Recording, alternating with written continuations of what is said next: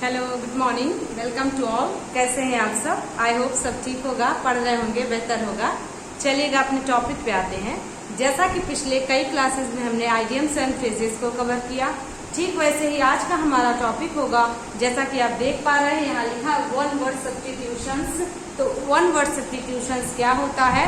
One word substitution बहुत important topic है। Exam में बहुत बार क्वेश्चंस पूछे गए हैं। जैसे हिंदी में आप पढ़ते हैं अनेक शब्दों का एक शब्द, वैसे ही अनेक शब्दों के लिए एक शब्द यूज होता है, वैसे ही इंग्लिश में वन वर्ड सब्स्टिट्यूशंस होते हैं। जो इंग्लिश में वन वर्ड मीन्स अनेक शब्दों का एक शब्द कहा जाता है। जैसे अगर आपको कहना हो I don't believe in God, तो आप क्या कहोगे? आप ऐसे कह सकते हो ना, मैं भगवान में विश्वास नहीं करता तो मैं नास्तिक हूँ। तो आप कह सकते हैं I am atheist. Okay, I don't worship, तो यहाँ पे क्या हो जाएगा? I don't worship, I am atheist. Atheist means a person who does not believe in God या एग्जिस्टिंग ऑफ गॉड। तो अगर आप गॉड के अस्तित्व में यकीन करेंगे तो आप कहेंगे आई एम थेइस्ट। इसका मीन्स कि मैं थेइस्ट हूँ, या थीस्ट भी आप कर सकते हैं इसको। तो यहाँ पर आप क्या कह सकते हैं?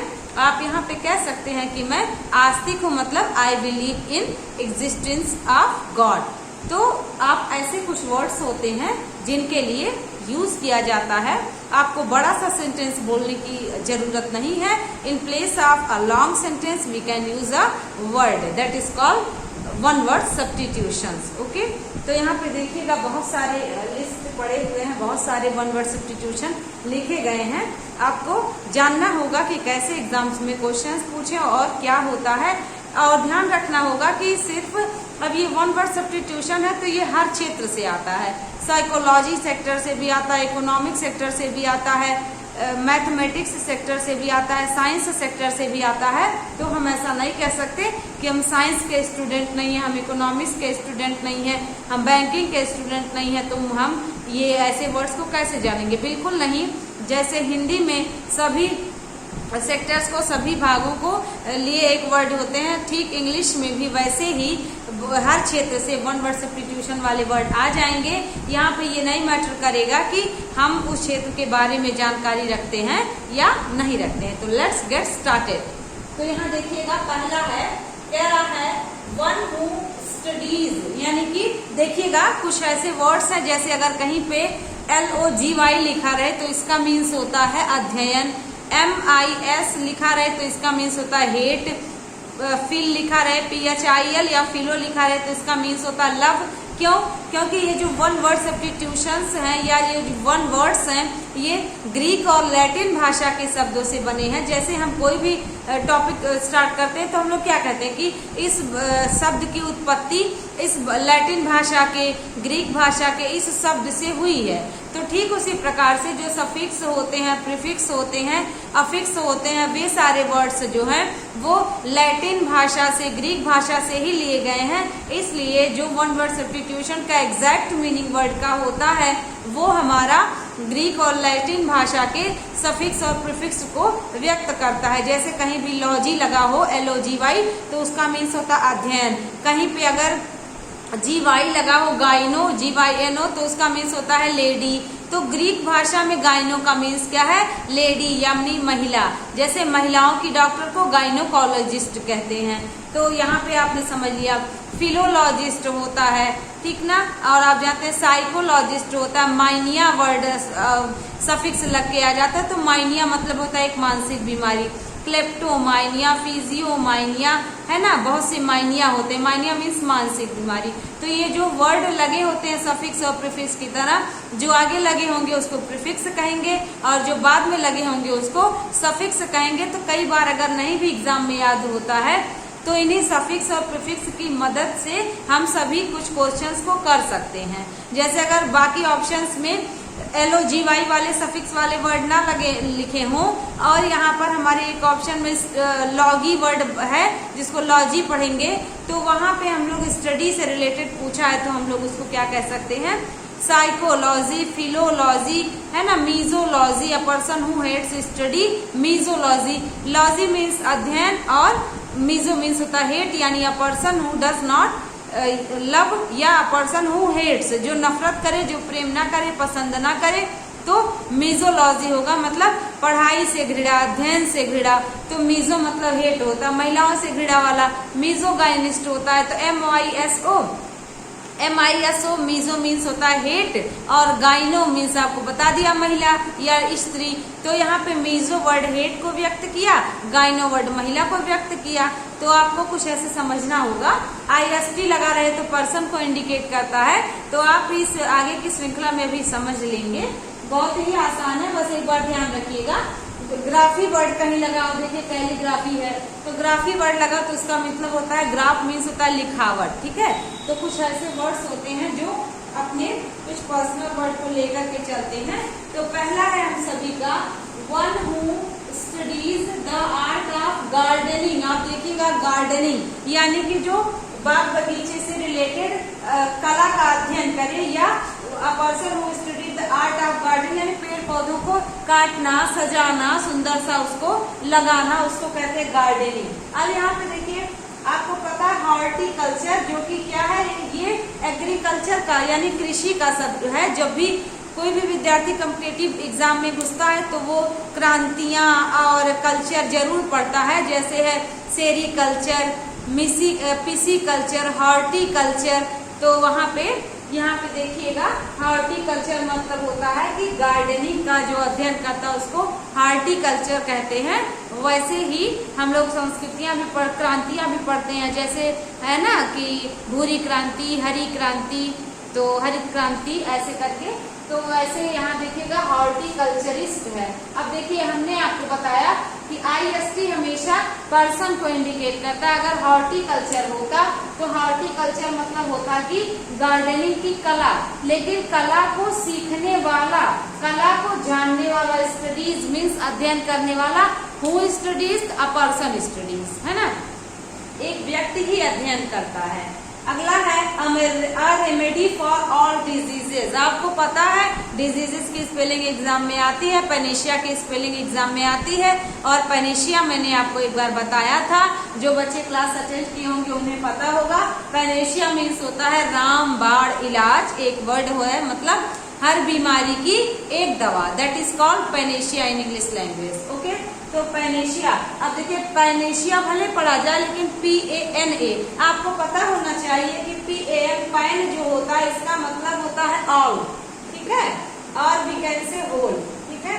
तो होल और ऑल का मीनिंग ग्रीक भाषा में अगर पैन वर्ड लगा रहे, पैन कार्ड सभी विद्यार्थी जानते हैं। पैन एक ऐसा कार्ड जो ऑल ओवर इंडिया में यूज हो, तो पैन कार्ड PAN। तो वैसे आप ऐसे ध्यान रख सकते हैं, पैन मीन्स ऑल या होल।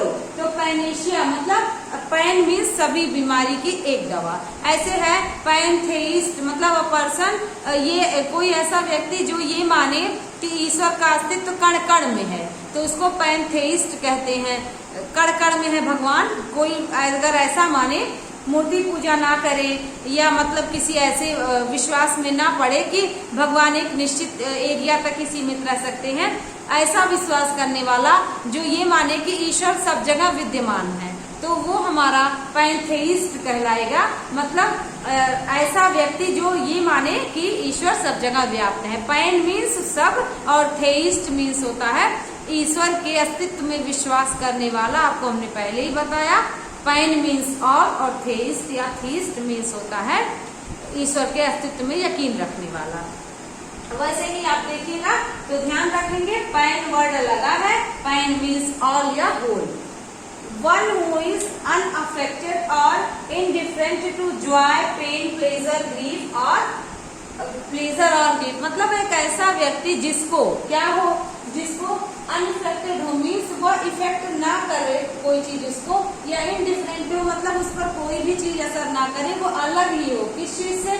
जॉय से, पेन से, प्लेजर से, ग्रीफ से, यानी दुख से, आनंद से, खुशी से और दर्द से, जो सब में एक समान रहे, उसके ऊपर किसी के मौत का, किसी के जन्म का कोई असर ना हो, that is called in English stoic, ध्यान रखिएगा, STOIC, स्टोइक मीन्स होता है वैरागी। ध्यान रखिएगा, वैराग्य एक वर्ड है जिसका मीन्स होता है कि हर चीज से वो अपने आप को मुक्त कर ले, उस पर किसी भी दुख का, दर्द का, शोक का, किसी खुशी का कोई भी असर ना करे कि उसको धन दिखा दिया जाए, उसको कोई खुशी बता दी जाए तो वो ना करे, उसको कहते हैं वैरागी इन हिंदी, और इन इंग्लिश स्टोइक। ये बहुत बार एग्जाम में आ चुका है दोस्तों, तो इसको बहुत अच्छे से आप नोट डाउन करके लर्न करिएगा।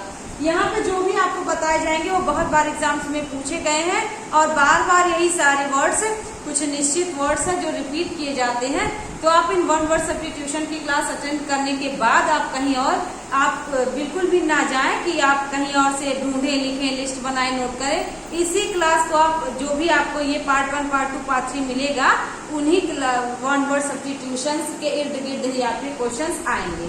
ओके, नेक्स्ट है फियर ऑफ क्लोज्ड स्पेस।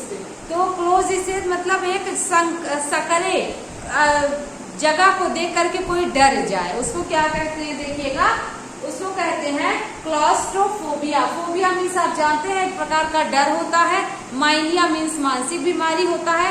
जैसे आप कहते हैं ना कि एक्रोफोबिया, हाइड्रोफोबिया, तो अगर जल से, पानी से डरे तो हाइड्रोफोबिया, अगर ओपन स्पेस से डरे तो एक्रोफोबिया, क्लोज स्पेस से डरे तो क्लॉस्ट्रोफोबिया। तो क्लॉस्ट्रोफोबिया मतलब होता है कि क्लोज्ड स्पेस यानी कि एक बंद जगह को देख करके वो डर जाए, तो वो ऐसा पर्सन कहलाएगा क्लॉस्ट्रोफोबिया। मतलब ऐसा व्यक्ति, I am suffering from claustrophobia, I don't want to go there, मतलब मैं वहां नहीं जाना चाहता, मैं क्लॉस्ट्रोफोबिया से पीड़ित हूँ, तो हो जाएगा यहाँ पे क्लॉस्ट्रोफोबिया मतलब a person who fear of closed space. तो क्लोज्ड स्पेस की बात हो तो हम लोगों का क्लॉस्ट्रोफोबिया। और देखिएगा फियर ऑफ वाटर मतलब एक ऐसा व्यक्ति जो नहाने से डरे, जो पानी से डरे, that is called aqua. Aqua means Greek language में जल होता है, ध्यान रखना है, जल। एक्वा गार्ड सबके घर में लगा होगा, तो एक्वा, AQUA, एक्वा मीन्स होता है जल, तो जल, तो यानी कि फियर ऑफ वाटर, एक्वाफोबिया मतलब पानी का डर। नेक्स्ट है फियर ऑफ प्लांट्स। तो देखिए प्लांट्स, जूलॉजी बॉटनी आपने सुना होगा, जूलॉजी बॉटनी, तो देखिएगा बोटानोफोबिया मतलब कि वनस्पतियों का डर, जो पेड़ पौधे से डरे वो अब देखिए आपके दिमाग में आ रहा होगा ये कौन सा है कि कोई भी ऐसा व्यक्ति हो जो पेड़ पौधे से डरे, बीमारी है तभी ना आपको बताया जा रहा है, और एग्जाम में पूछा गया है। तो बोटानोफोबिया मतलब ऐसा व्यक्ति जिसके इर्द गिर्द घना जंगल हो, पेड़ पौधों का निश्चित क्षेत्र हो और उन्हें देख के डरे, तो ऐसे व्यक्ति को कहेंगे बोटानोफोबिया या botanophobia. Words written on the tomb of a dead person, आप सभी को पता है, कहते हैं इसको समाधि लेख हिंदी में, मतलब किसी के कब्र पर खुदा हुआ, कब्र पर लिखा हुआ कुछ वर्ड, इंग्लिश में एपिटाफ कहलाता है। तो ध्यान रखिएगा, एपिग्राफ हो गया, एपिग्राम हो गया, एपिटाफ हो गया, ये सब अलग अलग वर्ड हैं। एपिग्राम अलग होता है, एपिटाफ अलग होता है और एपिग्राफ अलग होता है, तो उसको समझना होगा। यहाँ पे टॉम्ब मतलब होता है कब्र, डेड पर्सन के कब्र पर एपिटाफ लिखा जाता है, यानी हम कह सकते हैं समाधि लेख लिखा जाता है। Next one is a hand writing that can not be red. यहाँ पे देखिए मैं रेड पढ़ रही हूँ क्योंकि B+ वर्ब का थर्ड फॉर्म है, मीन्स एक ऐसी हैंड राइटिंग जिसको पढ़ा न जा सके, तो इलिजिबल होता है, ध्यान रखिएगा। ऐसे है एक ऐसी जो खाया ना जा सके तो एडिबल, नॉन एडिबल, तो नॉन एडिबल होता है, तो इसका मतलब जिसको खाया ना जा सके। वैसे इलिजिबल मीन्स होता है a hand writing that can not be red, ऐसी हैंड राइटिंग जिसको पढ़ा न जा सके। ओके, जैसे हड़प्पा की लिपियां हैं जिसको अभी भी बाउस्ट्रोफिडन कहते हैं, परंतु अभी भी पढ़ा नहीं जा सका है, बाएं से दाएं, दाएं से बाएं, तो वो हमारे लिए क्या हो गया, इलिजिबल। अब वो हैंड राइटिंग ही तो है, भले लिपि अलग है, उस लिपि को नहीं पढ़ा गया, लेकिन वो लेख है तो वो इलिजिबल हो जाएगा। इलिजिबल आप ध्यान रखिएगा। तो IL जो है ये प्रीफिक्स लगा है, और लिजिबल अगर हो जाता तो इसका मतलब hand writing that can be red, जिसको पढ़ा जा सके तो लेजिबल, और जिसको ना पढ़ा जा सके उसको इनलेजिबल। IL सफिक्स और लेजिबल वर्ड में प्रीफिक्स लगा है IL, जैसे इलीगल है ना, आप पढ़ते हैं इलीगल, इलेजिबल, तो वैसे इलीगल ILL, इरेगुलर, ऐसे है word. The line when land and sky seems to me, एक ऐसी लाइन जब लगता है कि धरती और आसमान एक हो रहे हैं। जब आप छत पे जाते हैं तो आपको मिलता है देखने को कि ऐसे लगता है कि जो आसमान है वो धरती को टच कर रहा है ऐसे करके, तो वो स्टाइल हमारी कहलाएगी इंग्लिश लैंग्वेज की दुनिया में हॉरिजॉन, जिसको हॉरिजॉन्टल और वर्टिकल कहते हैं ना। तो हॉरिजॉन मीन्स होता है जहाँ पे एक ऐसी लाइन जहाँ पे ऐसा लगे कि आसमान और धरती एक हो रहे हैं, तो हॉरिजॉन कहा जाता है, हॉरिजॉन कह सकते हैं, ध्यान रखना होगा। नेक्स्ट है A list of passengers and luggage, a list of passengers and luggage, passengers और उनके साथ कौन कौन सा सामान है तो वेबिल कहा जाता है। कैसे ध्यान रखिएगा, वेबिल, WAY, वे मीन्स रास्ता होता है और बिल मीन्स जानते हैं आप एक रसीद कहा जाता है। तो रास्ते की रसीद की कौन व्यक्ति के साथ कौन कौन सा सामान है तो वेबिल कहा जाएगा। ऐसा जब आप अपने दिमाग में रखेंगे तो आपको भूलेगा नहीं और आपको बहुत आराम से लर्न रहेगा, तो वो हमारा हो जाता है वेबिल, WAYBIL है। ओके, नेक्स्ट ध्यान रखना होगा। नेक्स्ट हमारा सेंटेंस है A person who is greatly respected because of wisdom, एक ऐसा व्यक्ति जो अपने ज्ञान की वजह से सब जगह सम्मान पाए। जैसे हम कह सकते हैं चाणक्य थे हमारे हिस्ट्री में, स्वामी विवेकानंद थे, तो स्वामी विवेकानंद को सम्मान शिकागो सम्मेलन में किसकी वजह से मिला, उनके ज्ञान की वजह से मिला। ठीक है, तो इस ऐसे पर्सन को कहेंगे अ person who is greatly respected because of wisdom. तो वेनरेबल, ध्यान रखिएगा, वेनरेबल मतलब होता है पूजनीय, आदरणीय, सम्माननीय। तो पूजनीय मतलब ऐसा व्यक्ति जो अपने ज्ञान की वजह से पूजा जाए। ओके, बहुत आपको बढ़िया एग्जांपल स्वामी विवेकानंद दिमाग में रखिएगा तो भूलेगा नहीं। अनएक्सेसिवली मॉर्बिड डिजायर टू स्टील मतलब चोरी करने की बीमारी। आप सोच रहे होंगे ये कौन सी बीमारी है, ये है बिल्कुल, इसको कहते हैं क्लेप्टोमाइनिया। ग्रीक लैंग्वेज में, लैटिन लैंग्वेज में क्लेप्टो का मतलब होता है, क्लेप्ट का मीन्स होता है चोरी, माइनिया मीन्स आप जानते हैं मानसिक बीमारी। तो ऐसा मतलब कि आप जाए, कोई भी व्यक्ति, I am not telling about you, कोई भी व्यक्ति जो जाए, कहीं भी जाए, कितना संपन्न हो, लेकिन कुछ न कुछ वो चुपके से रख ले, ऐसे व्यक्ति को बोलेंगे क्लेप्टोमाइनिया से पीड़ित व्यक्ति। तो व्यक्ति की बात है तो क्लेप्टोमाइनियनिक कह देंगे, और यदि ऐसी बात हो, बीमारी की बात हो, तो excessively morbid desire to steal यानी कि चोरी करने की अत्यधिक इच्छा, उसको हम लोग कहेंगे क्लेप्टोमाइनिया। तो कुछ ऐसे अच्छे अच्छे वर्ड्स आपको मिल रहे हैं, ध्यान रखना होगा। क्लेप्टोमाइनिया के बाद हम लोगों का आता है प्रोहिबिटेड बाय लॉ और ट्रीटी फ्रॉम बीइंग इम्पोर्टेड और एक्सपोर्टेड, यानी कि कानून के द्वारा किसी चीज को आने जाने के लिए रोक लग जाए। तो एक्सपोर्ट मीन्स होता है भेजना और इम्पोर्ट मीन्स होता है मंगाना।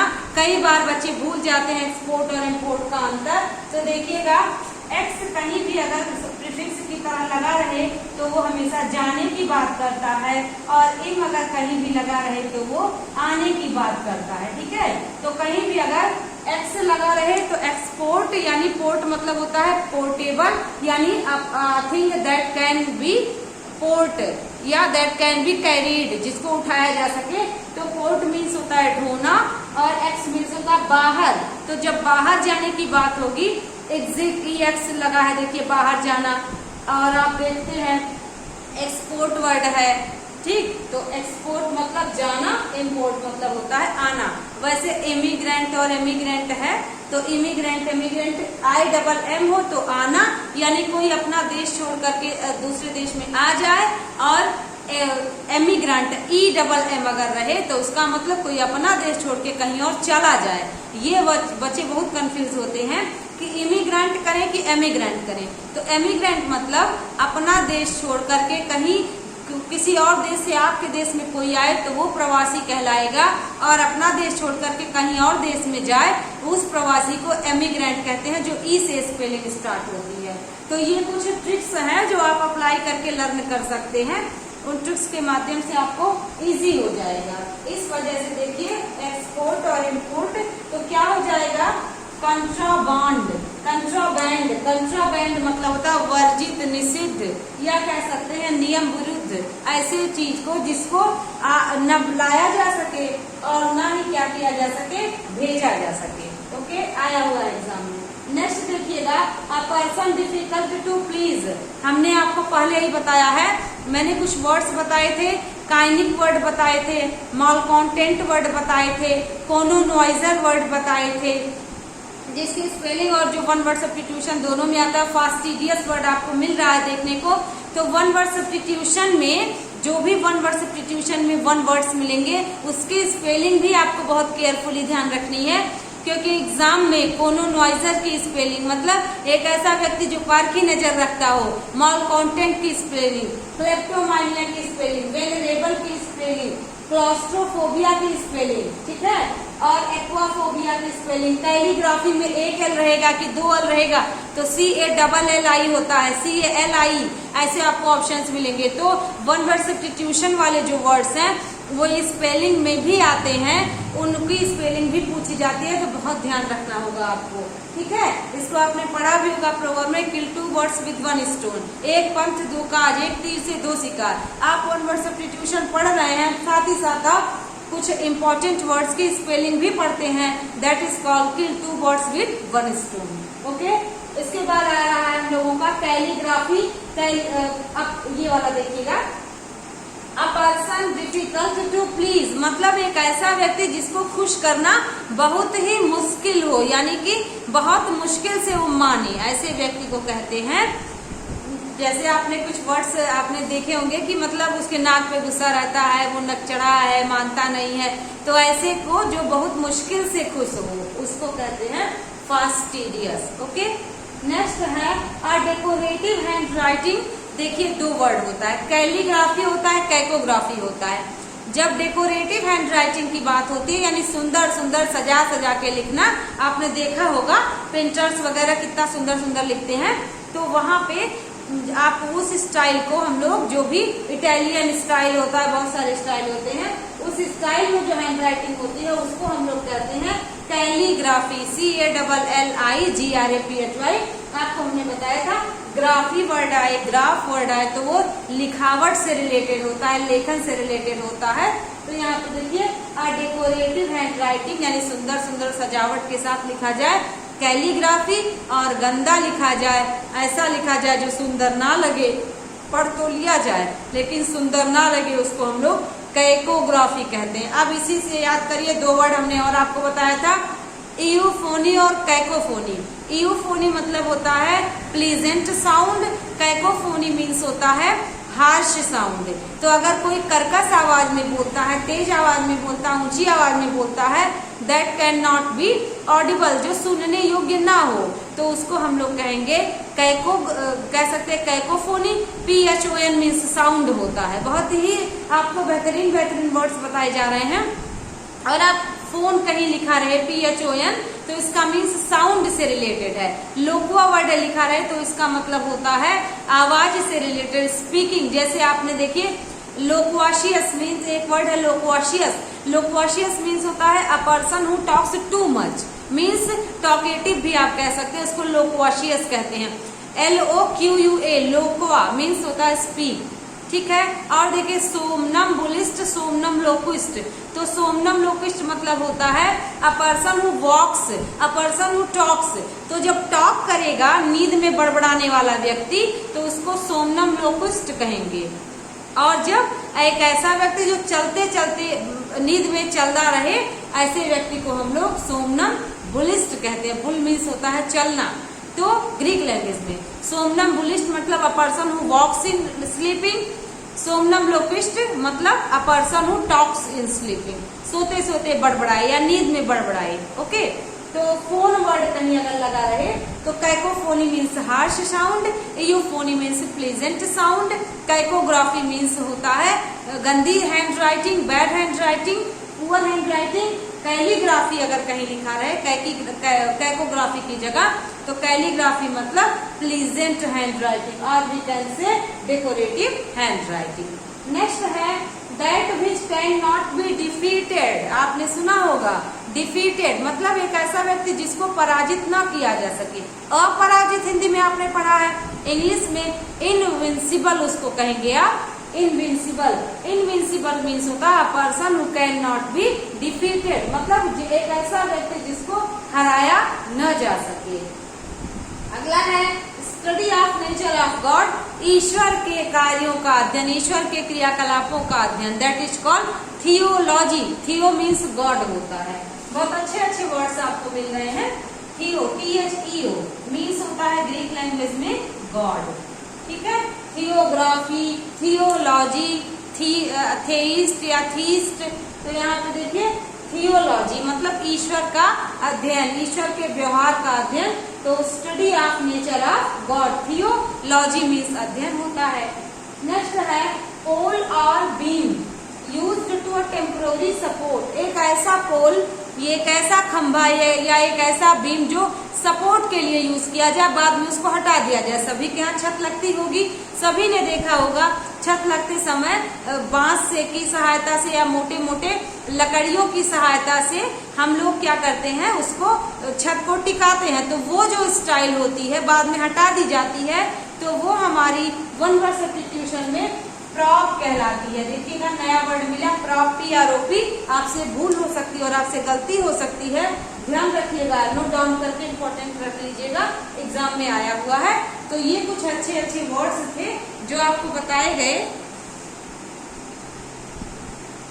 International destruction of racial groups, देखिएगा डिस्ट्रक्शन मीन्स होता है संहार करना या हत्या करना, तो international destruction of racial groups मतलब मानव जात की हत्या नहीं, सिर्फ जात की हत्या। तो जात की हत्या का मतलब आप देख पा रहे होंगे, जब मानव जाति का डिवीजन होता है अंतर्राष्ट्रीय तौर पे, तो हिंदू है, मुस्लिम है, सिख है, यहूदी है, क्रिश्चियंस हैं, तो किसी समुदाय की हत्या कर दी जाए, जैसे तो पूरी क्रिश्चियन समुदाय की हत्या कर दी जाए, पूरे मुस्लिम समुदाय की हत्या कर दी जाए, ऐसे जो समुदाय की हत्या की बात की जाती है कि मतलब उसका पूरे जाति की हत्या कर दी जाए, तो उसको हम लोग कहते हैं जेनोसाइड, GENOCID। जेनोसाइड मीन्स होता है जात की हत्या। ध्यान रखिएगा, मानव जात की हत्या कहे तो होमिसाइड होगा, मीन्स ऐसा जब हत्या हो तो ऐसा ना हो कि किसकी हत्या हो रही है, हिंदू की हत्या हो रही है कि मुस्लिम की, किसी की, ईसाई की, कोई भी ह्यूमन बीइंग मार डाला जाए आतंकवादियों के द्वारा आप कह सकते हैं, तो वो कहलाएगा होमिसाइड। लेकिन यदि ढूंढ करके क्रिश्चियन समुदाय, मुस्लिम समुदाय या हिंदू समुदाय या किसी एक समुदाय की हत्या कर दी जाए, रेस की, रेस मीन्स होता है बायोलॉजिकल लैंग्वेज में जाति, तो वहां पर एक रेशियल ग्रुप की हत्या कर दी जाएगी तो जेनोसाइड होगा। और एग्जाम में होमिसाइड भी ऑप्शन दिया जाता है। होमिसाइड मीन्स होता है मानव जाति की हत्या, मीन्स सिर्फ डर फैलाने के लिए जो हत्या की जाएगी वो मानव जाति की हत्या कहलाएगी। उसमें एक निश्चित रेस की यानी निश्चित जाति जनजाति की हत्या नहीं होगी, ह्यूमन बीइंग कोई भी हो सकता है। मर्डर ऑफ किंग, तो देखिए साइड मीन्स हत्या होता है, जैसे हमने आपको बताया philo means love, miso means hate, logy means अध्ययन, वैसे साइड वर्ड अगर कहीं लिखा रहे CID, तो CID साइड मीन्स होता है हत्या यानी किल, ओके, किलिंग या मर्डर। तो मर्डर ऑफ किंग, राजा की हत्या होगी तो रेजिसाइड, रेजिसाइड स्पेलिंग भी आता है, राजा की हत्या, नृप हत्या, संस्कृत में नृप राजा को कहते हैं, तो नृप हत्या रेजिसाइड। मर्डर ऑफ ब्रदर, तो देखिएगा फ्रैट्रिसाइड, फ्रेटो मीन्स ग्रीक लैंग्वेज में भाई होता है, तो मर्डर ऑफ ब्रदर भाई की हत्या। वैसे सिस्टर की हत्या हो तो सोरोरिसाइड, ऐसे बहुत से हैं जो हत्या वाले वर्ड्स हैं, वो हम आपको एक बार इकट्ठे लिखवा देंगे, लेकिन फिलहाल अभी इसको देखिए। मर्डर ऑफ ब्रदर मीन्स फ्रैट्रिसाइड ये एग्जाम में आता है। अभी रिसेंटली टीजीटी का एग्जाम हुआ, उसमें पूछा था। तो यहाँ पे आप ऐसा नहीं कह सकते हैं कि कौन सा वर्ड किस पर्टिकुलर एग्जाम में पूछा जाएगा, कोई भी वर्ड कहीं भी पूछा जा सकता है। ओके, तो यहाँ पे फ्रैट्रिसाइड भाई की हत्या। मर्डर ऑफ ह्यूमन बीइंग, जैसा कि हमने आपको डिफरेंस बताया जेनोसाइड और ह्यूमन बीइंग में। तो ह्यूमन बीइंग मीन्स मानव जात की हत्या हो तो होमिसाइड, लेकिन रेस या ग्रुप की हत्या हो तो जेनोसाइड या जेनोसाइड। नेक्स्ट है, a person specially interest in the study of coins and medals, means ऐसा व्यक्ति जो व्यक्तिगत रूप से इंटरेस्ट रखता हो कॉइन्स में या मुद्रा में। मेडल्स मीन्स होता है मुद्रा। तो यहाँ पे देखिएगा मेडल्स में, कॉइन्स में कोई व्यक्ति इंटरेस्ट रखे और अध्ययन करे तो उसको बोलते हैं न्यूमिस्मेटिक्स। स्पेलिंग ध्यान रखिएगा, न्यूमिस्मेटिक्स MATIST है। न्यूमिस्मेटिस्ट मीन्स होता है मुद्रा शास्त्री। अ person who studies coins about coins और मेडल्स। ओके, तो स्टडी ऑफ कॉइन्स और मेडल्स, मुद्रा Shastri. One who lends money at a very high interest. देखिए, लेंड मीन्स होता है उधार देना, बारो मीन्स होता है उधार लेना। तो लेना देना वाला जो वर्ड है लेंड, लेंड मीन्स आप ध्यान रखिएगा, ल और एल को कोरिलेट कर लेंगे तो आपको नहीं भूलेगा। तो देखिएगा, लेंड मनी जो पैसे को लेता हो, क्या करता हो, पैसे को लेना तो उधार लेना हो गया, लेकिन पैसे लेंड यानी कि देता हो। तो यहाँ पे देखिएगा लेंड मीन्स क्या करे, किसी को दे, कैसे दे।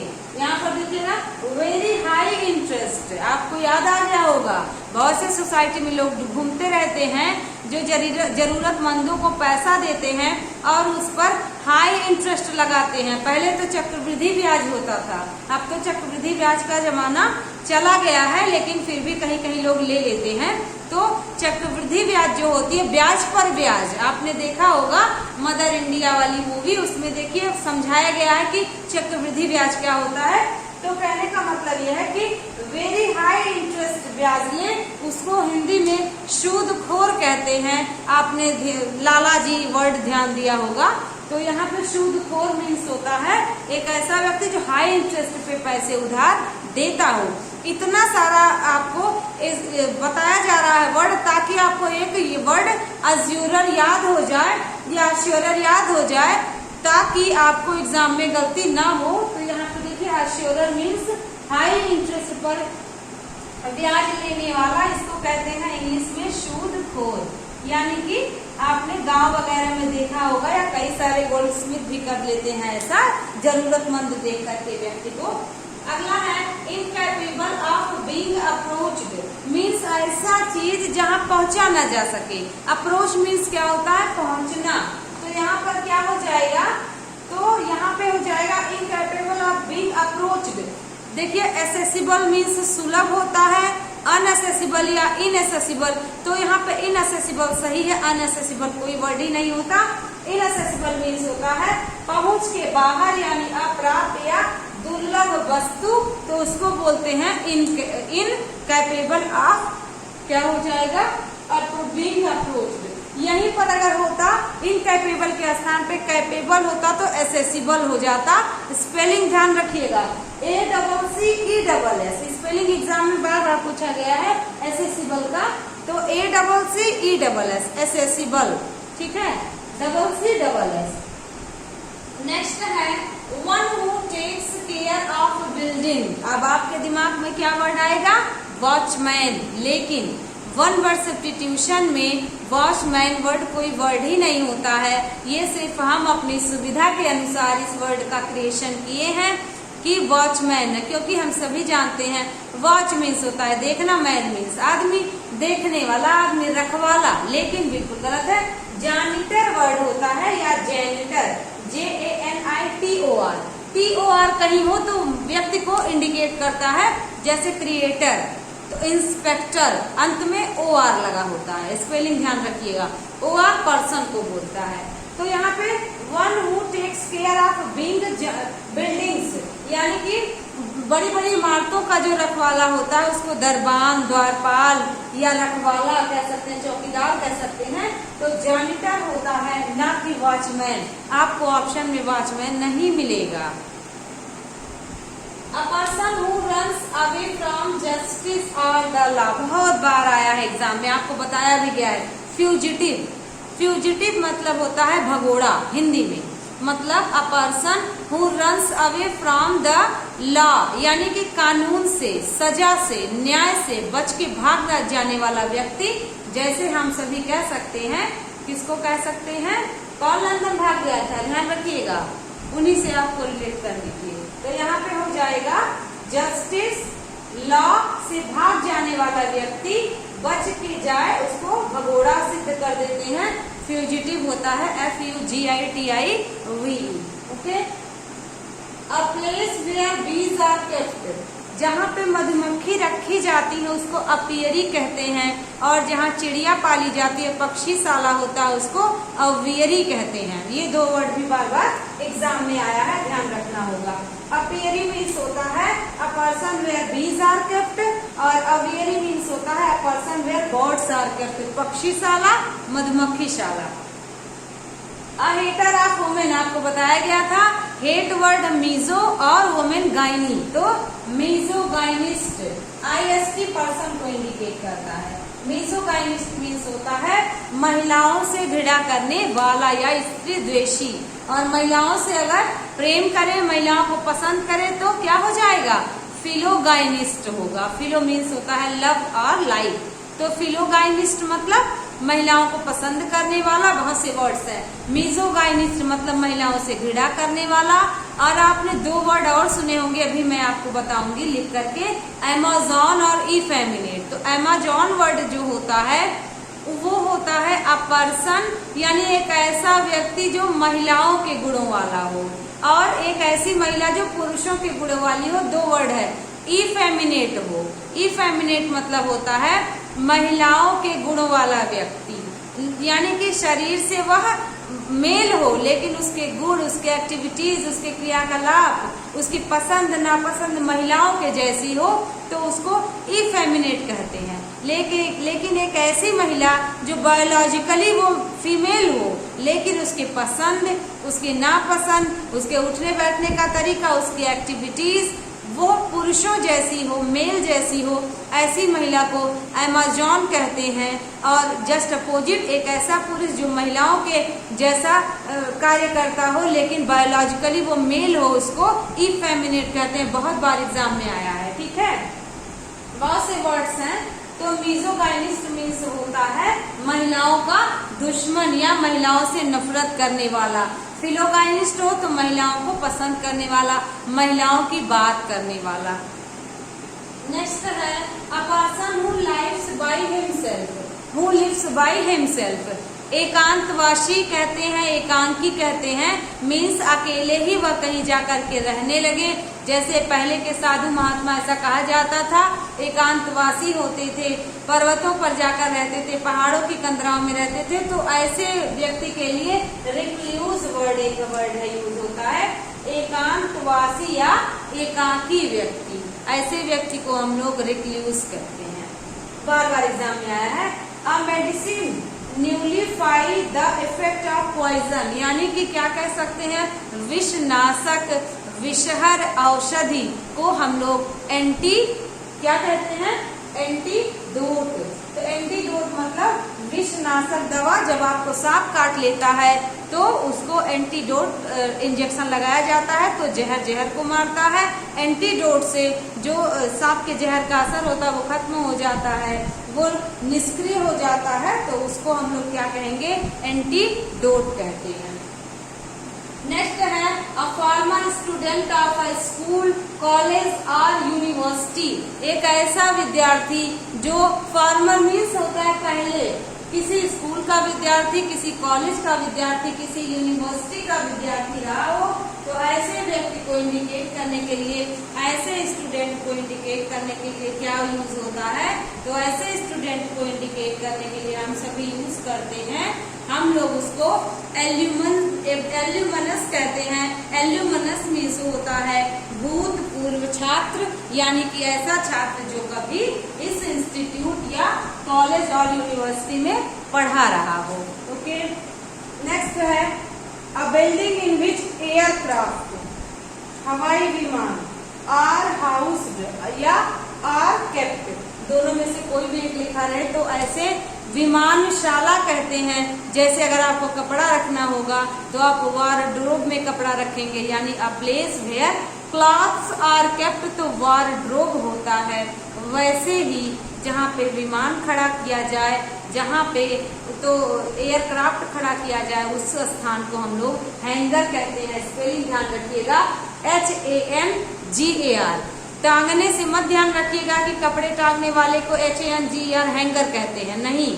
यहाँ पर पर्टिकुलर प्लेस की बात हो रही है। जैसे मधुमक्खी जब पाली जाती है तो उसके लिए एपियरी होता है, पक्षी होता है तो अवियरी होता है, डॉग के लिए कैनल बने हैं, और हथियारों के लिए आर्सिलम बना है, और आपका कपड़ों के लिए वार्डरोब बना है।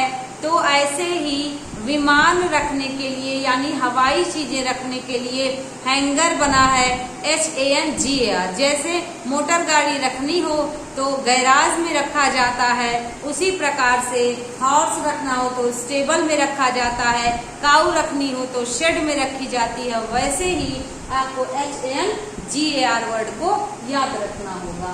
नेक्स्ट है एन असेंबली ऑफ वर्शिपर्स, यानी कि धार्मिक लोगों की, पूजा पाठ करने वाले लोगों की असेंबली मीन्स सभा हो तो उसको हम लोग कहते हैं कांग्रेगेशन। हिंदी में कह सकते हैं धार्मिक सभा। धार्मिक सभा यानी धार्मिक सम्मेलन, कांग्रेगेशन। तो कांग्रेगेशन वर्ड की स्पेलिंग ध्यान रखिएगा, CONGREGATION, कांग्रेगेशन। कांग्रेगेशन मीन्स होता है धार्मिक सभा, जहाँ पे धर्म के लोगों को, धर्म को रिप्रेजेंट करने वाले लोगों की सभा हो। जैसे आपने शिकागो धर्म सम्मेलन देखा था ना, शिकागो धर्म सम्मेलन अगर आप इंग्लिश में देखेंगे तो उसमें कांग्रेगेशन वर्ड आपको मिलेगा, मतलब कि धार्मिक लोगों की सभा, या हम कह सकते हैं धर्म को रिप्रेजेंट, धार्मिक गुरुओं की सभा, कांग्रेगेशन। नेक्स्ट है a short story based on personal experience, यानी व्यक्ति के पर्सनल एक्सपीरियंस पर बेस्ड शॉर्ट स्टोरी क्या कहलाती है? वो कहलाती है हमारी एनेक्डोट, यानी कि दंत कथा। जैसे हम सभी छोटे बच्चों को खरगोश और कछुआ की कहानी सुनाते हैं, बहेलिया की कहानी सुनाते हैं, चिड़िया की कहानी सुनाते हैं, चींटी की कहानी सुनाते हैं, तो यानी कि ह्यूमन एक्सपीरियंस पे, पर्सनल एक्सपीरियंस पे बेस्ड कोई कहानी हो। I am talking about story, I am not talking about a passage और एनीथिंग एल्स। तो यहाँ पे कोई कहानी बच्चों को सुनाई जाए लेकिन मानवीय अनुभव के आधार पे हो, वो क्या कहलाएगी? उसको हम सभी एनेक्डोट कहते हैं। ठीक है, ध्यान रखिएगा, एनेक्डोट, ANECDOT, स्पेलिंग भी ध्यान रखना है, एनेक्डोट। नेक्स्ट है one who possesses many talents। तो यहाँ पे देखिएगा, one who possesses many talents मतलब एक ऐसा व्यक्ति जो many talents रखता हो, उसको हम लोग कहते हैं versatile। One who possesses many talents that is called versatile। जैसे अगर कोई भी व्यक्ति हो बहुमुखी प्रतिभा का धनी, तो उसके लिए यूज होता है वर्सेटाइल जीनियस। तो वर्सेटाइल जीनियस मतलब होता है अ पर्सन हु पॉजेसेस, मतलब अधिकार रखना किसका? मेनी टैलेंट्स का, यानी कि उसको हर क्षेत्र में बहुत सी चीजें आए, बहुत सी अच्छी अच्छी बातें उसको पता हो, that person is called versatile. तो आपको समझ आया होगा कि कैसे आपको वन वर्ड सब्स्टिट्यूशन को एग्जाम में डील करना है, और इसको मेनी टाइम्स प्रैक्टिस और आपको लर्न करना होगा, तभी आपको ये कंफर्म होगा। हालांकि मैंने बहुत अच्छे से समझाने का भी प्रयास किया है, लेकिन फिर भी अगर आपको तनिक भी कंफ्यूजन होता है, जरा भी आपको कोई प्रॉब्लम होती है, तो आप इसको अच्छे से नोट कर लें। नोट करके बार बार उसको रिवीजन करते रहें, और फिर भी कोई समस्या होती है तो आप कमेंट बॉक्स में रिप्लाई करें, उस समस्या का समाधान करने का प्रयास किया जाएगा। तो आई होप आपको ये क्लास बहुत पसंद आई होगी। वन वर्ड सब्स्टिट्यूशन की अच्छे अच्छे वर्ड्स जानने को मिले होंगे। तो मिलते हैं नेक्स्ट क्लास में। आज की क्लास के लिए बस इतना ही। Thank you.